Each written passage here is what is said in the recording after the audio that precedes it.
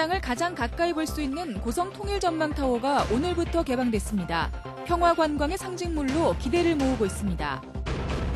2017년 지방자치단체 재정 분석 결과 도내에서는 양양과 영월, 화천군이 최고 등급을 받았고 태백시는 최하위 등급을 받았습니다.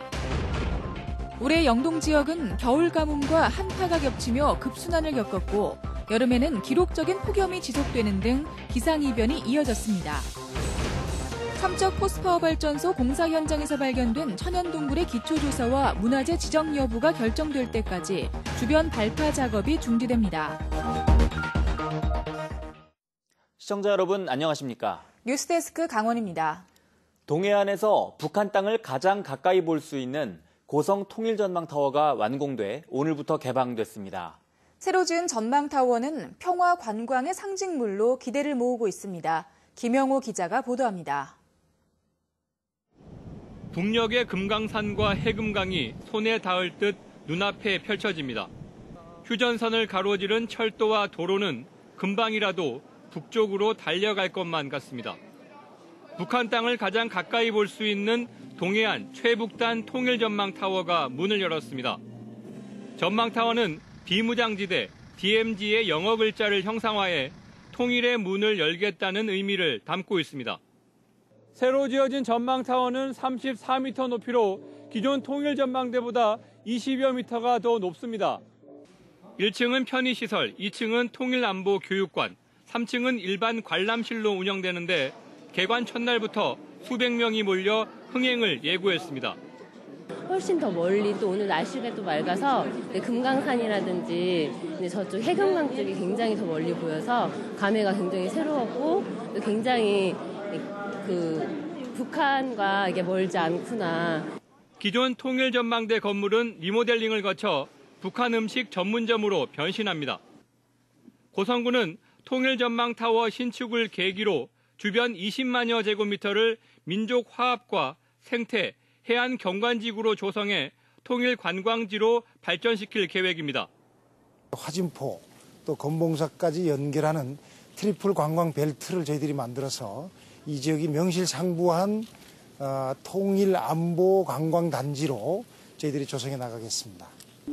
새해 1월 1일에는 통일전망타워에서 아침 6시부터 타종식을 시작으로 통일과 평화를 염원하는 해맞이 행사가 열립니다.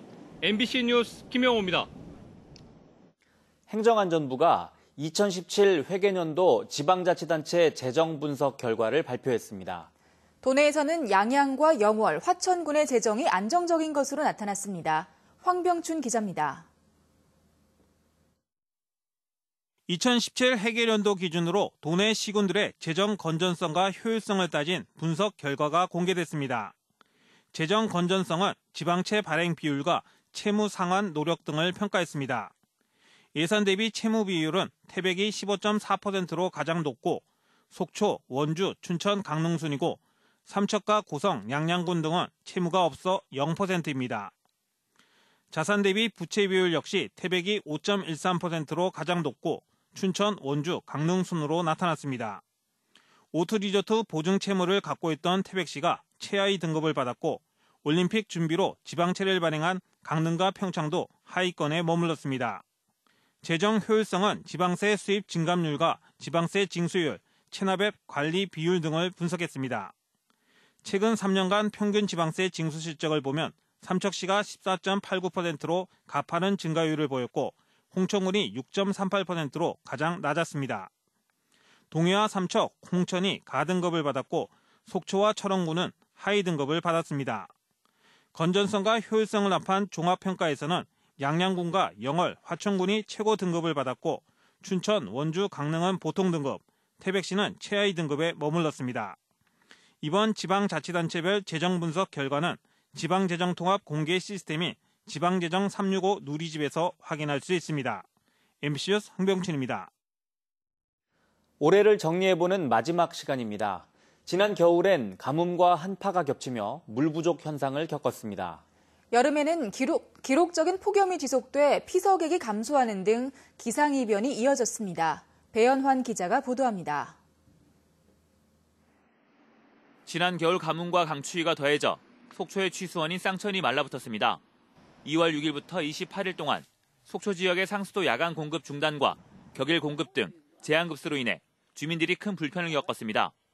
속초시는 지방 상수도 현대화 사업과 쌍천 상습 가뭄 재해 위험지구 정비에 국비 49억 원을 확보해 내년부터 사업을 시작할 계획입니다. 지방 상수도 현대화 사업에서 한 5조 톤 정도 이제 전략을 할 수 있는 부분하고 재위험지구 정비 사업을 하면서 하루에 약 한 9천 톤 정도, 그 두 개를 합치면 한 14,000톤 정도. 삼척 하장 지역 산간마을에도 지난 겨울 가뭄과 한파가 겹쳐 심각한 식순환을 겪었습니다. 여름에는 기록적인 폭염이 기승을 부렸습니다. 지난 여름 영동 지역의 폭염일은 19일로 평년보다 2.7배 많은 역대 두 번째를 기록했습니다. 강릉 지역에는 무려 25일 동안 열대야가 이어지는 등 낮밤을 가리지 않고 더위가 계속됐습니다. 폭염이 이어지자 영동 지역에는 피서객의 발길이 뜸해지며 피서객 수는 지난해보다 17.7% 줄어든 1,846만 명에 그쳤습니다. 폭염으로 과일과 채소 등의 출하가 줄면서 가격이 급등하는 등 서민 물가에까지 영향을 미쳤습니다. MBC 뉴스 배현환입니다. 최근 교차로 사고를 줄이기 위해 원형의 회전교차로를 많이 설치하고 있습니다. 춘천의 한 회전교차로는 임시개통 구간인 지난 한 달 새 사고가 6번이나 발생했습니다. 김상훈 기자가 현장을 취재했습니다. 춘천시 남산면의 회전교차로입니다. 서울 양양고속도로에서 홍천 팔봉산 관광지로 내려가는 길로 지난 11월 말에 개통했습니다. 사고를 줄이면서 관광 차량의 소통을 원활하게 하기 위해서 만들었습니다. 그런데 현실은 달랐습니다. 회전교차로를 임시 개통한 지난 한 달 동안 이 구간에서만 6번의 사고가 발생했습니다. 정식 개통한 지난 24일과 그 전날에는 차량이 똑같은 연석선을 들이받는 사고가 이틀 연속 일어났습니다. 교차로가 복잡한 데다 어두운 밤에 회전교차로를 안내하는 갈매기 표지판이나 형광 안전봉이 없었기 때문입니다. 일반적인 회전교차로와 달리 교통섬이 2개나 있어 반대쪽에서 오는 차량이 중간 지점에서 교차해야 하는 위험한 구조로 돼 있습니다. 교차로에서 1시간 동안 차량들을 지켜봤습니다. 길이 헷갈려 잠시 멈추는 차량이 있는가 하면 마구잡이로 잘못된 길로 들어서는 차량이 허다합니다. 문제가 있는 것 같아요. 저기서 직진을 와야 되는데 이쪽에서 직진이 될 것 같은 느낌이 있더라고요. 네, 그래서 저기가 구분하기가 되게 힘들었어요. 더욱이 도로폭이 좁아 버스나 트레일러 등 대형 차량은 형광 안전봉을 그대로 뭉개고 지나갑니다. 보다 못한 마을 주민들은 차라리 신호등 교차로로 바꿔달라고 요구합니다. 이 섬이 2개가 될 줄은 몰랐어요. 원형 교차로가 아니라 이거는 팔자식 교차가 완전히 돼버려가지고 좀 이렇게 설계를 제대로 해서 안전하게 좀 했으면 좋겠습니다. 하지만 강원도는 회전 교차로가 모든 기준에 부합한다며 주민 민원을 무시한 채 그동안 별다른 조치를 취하지 않았습니다.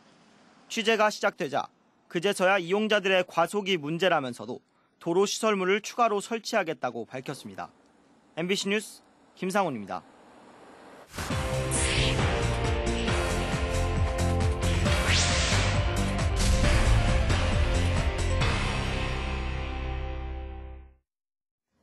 포스파워 삼척 화력발전소 건설공사 현장에서 발견된 천연동굴에 대한 기초조사가 다음 달에 실시됩니다. 삼척시는 오늘 동굴학회와 동굴 주변 시멘트 업체들과 협의를 갖고 다음 달에 동굴연구소에 의뢰해 기초조사를 실시하기로 했습니다.